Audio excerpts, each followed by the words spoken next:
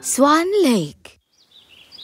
Noong unang panahon, sa masukal na parte ng kagubatan, may isang lawang tinatawag na Swan Lake. Sa lawang iyon makikita ang isang swan na malaya at mapayapang lumilibot sa malinis na tubig nito. Ngunit sa kabila ng kagandahan nito, may itinatagong lihim ang lawa. Sa tuwing lulubog ang araw, nagiging isang magandang dalaga ang swan. Isa siyang prinsesa at Odette ang pangalan niya. Isinumpa siya ng masamang salamangkerong nagngangalang Rothbard dahil sa taglay na kabaitan ng dalaga at ang tanging wagas na pag-ibig lang ang makakaalis ng sumpa. Mukhang hindi pa natatanggal ang sumpa mo, Odette. Wala ka pa rin bang nahanap na makakaputol sa sumpa? Sige, tumawa ka lang. Darating din ang tunay kong pag-ibig sa tamang panahon, Rothbard. Tunay na pag-ibig? At sino naman na makakahanap sa'yo sa madilim na gubat na to? Sino magmamahal sa isang swan? Habang buhay ka na mag-isa dito. Alam kong darating siya. May tiwala ako sa sinasabi ng puso ko. Sa isang kaharian sa hindi kalayuan, may naninirahang isang reynang may busilak na puso. Mayroon siyang anak, si Prinsipe Siegfried. Gwapo, matikas at matalino. Ngunit hindi ito kasing bait ng kanyang ina. Isang gabi, tinawag siya ng kanyang ina. Siegfried, anak, halika rito. May sorpresa ako para sa'yo. At ano namang regalo ang ibibigay niyo sa isang binatang tulad ko, ina? Isang kabayo? Aba, ina, mukha siyang normal na kabayo lang. Ano ka ba naman, anak? Totoo naman po eh. Hindi naman siya mukhang malakas. Aray! Mukha naman siyang maliksi para sa akin. Bakit hindi mo kaya siya pangalan ng Stamper? Teka, meron pa akong isang sorpresa sa'yo. Nakita ni Siegfried ang tatlong nagagandahang dalagang naglalakad patungo sa kanila.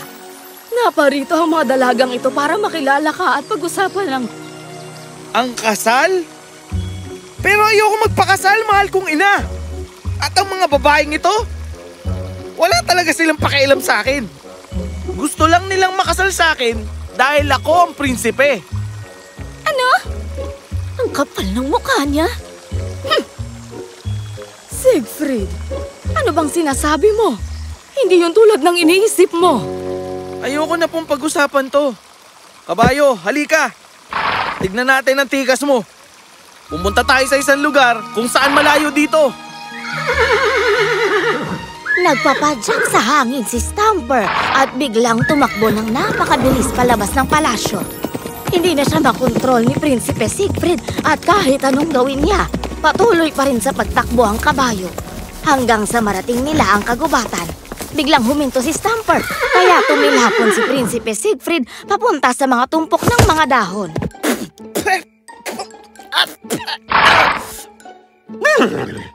Salbahin ka ba ito ah?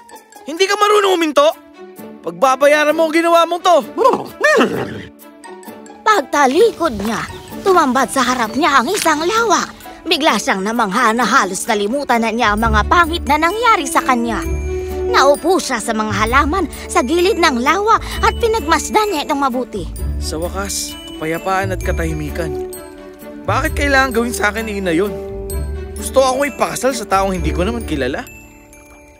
At binigyan pa ako ng kabayo na hindi ko naman gusto. Nakakainis talaga ang araw na to. Habang nagrereklamo siya sa nangyari sa kanya, nagtatago sa likod ng puno si Prinsesa Odette habang pinagmamasdan siya nito. Sino naman ang lalaking ito? Bakit parang galit na galit siya sa isang bagay? Nakakainis ang lahat!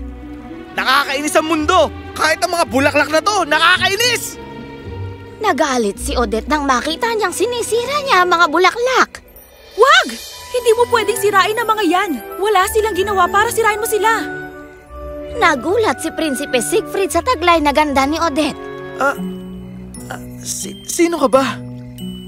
Ako si Odette, ang prinsesa ng lawang ito. Sino kang pangahas ka at anong karapatan mong sirain ang mga bulaklak? Ako si Prinsipe Siegfried. Bakit naman ako maaawa sa mga bulaklak na yan? Hindi sila bulaklak lang. May damdamin din silang tulad mo at tulad ko. Huwag mo nga siyang kampihan. Hinaplos ni Odette ang mga bulaklak at pinamukadkad silang muli. Nagulat si Prinsipe Siegfried. Wala pa siyang nakikitang ganito. Nakita ni Odette na namangha siya sa ginawa niya.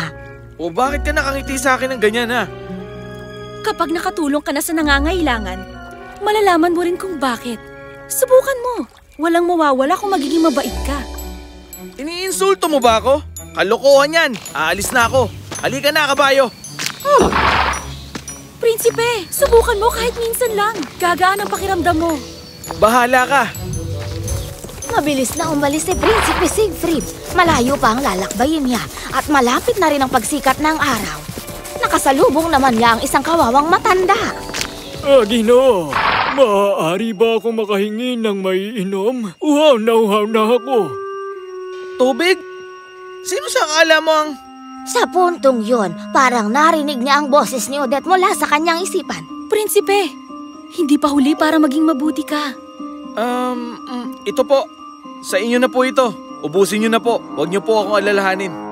Maraming salamat. Napakabuti mo.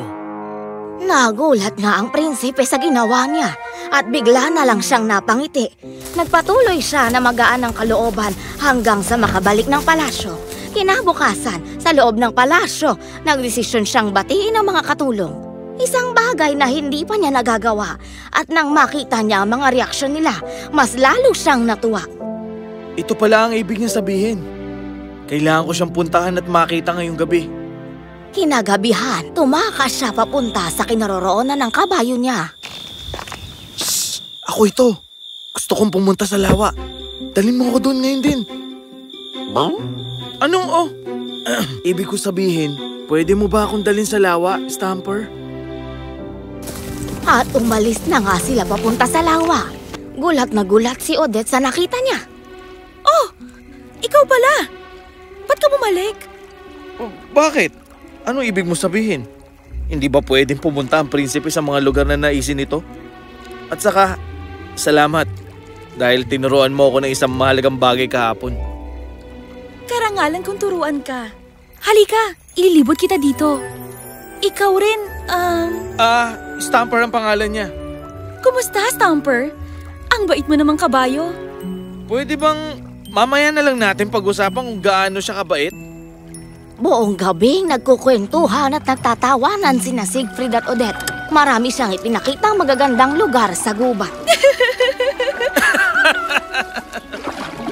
Tanging ang kabutihan at kagandahan ni Odette ang pinagtuunan niya ng pansin. Tuwing gabi umaalis siya para makita si Odette at maghihiwalay sila sa madaling araw.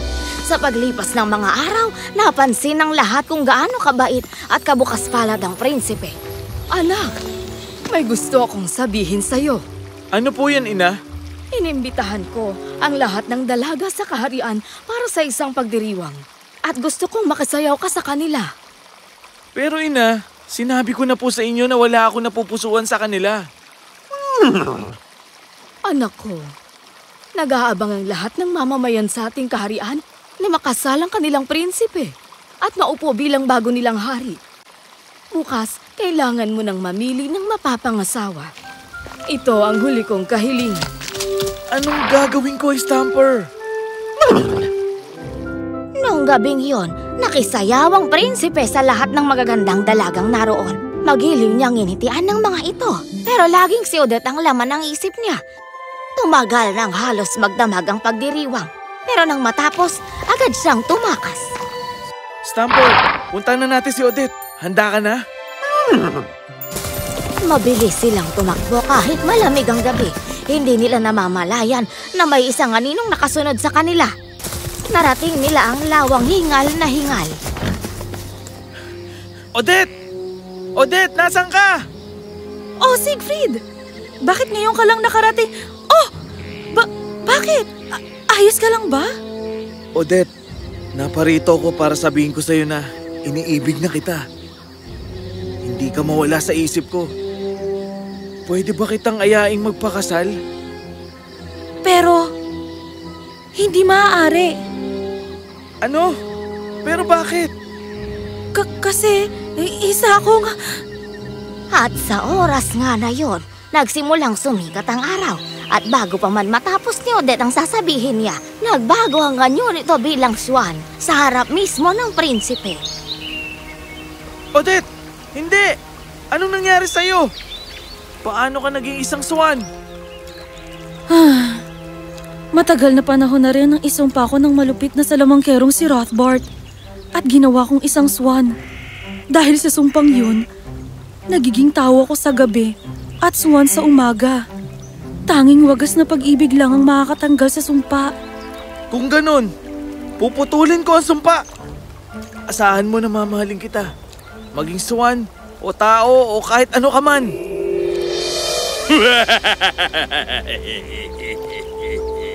Akala mo ba ganun lang kadali putulin na sumpa? Hindi pa sapat ang sabihin mong mahal mo siya. Hindi! Kailangan mong paghirapan ito. Handa ka bang magsakripisyo sa ngalan ng pag-ibig? Oo, handa ako. Gagawin ko ang lahat para sa kanya. Mabuti kung ganun. Wag! Siegfried! Bakit mo ginawa sa kanya yon? Hindi! Odette! Gumising ka, mahal ko. Hindi ito pwede. Mga baliw! Naku, Odette. Mahal ko, pakiusap. Pakiusap, gumising ka. Walang pagsidla ng kasamaan ni Rothbart. Nakangiti itong naglakad palayo sa dalawa. Maya-maya pa, dumating si Stamper at sinipa siya mula sa likod. Napatilapon sa lakas si Rothbart at nabitiwan din niya ang kanyang wand.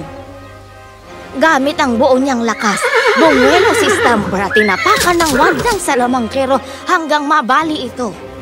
Hindi ito maaari! Sa mga oras na yun, bigla na lang naglaho si Rothbart at hindi na siya nakita pa.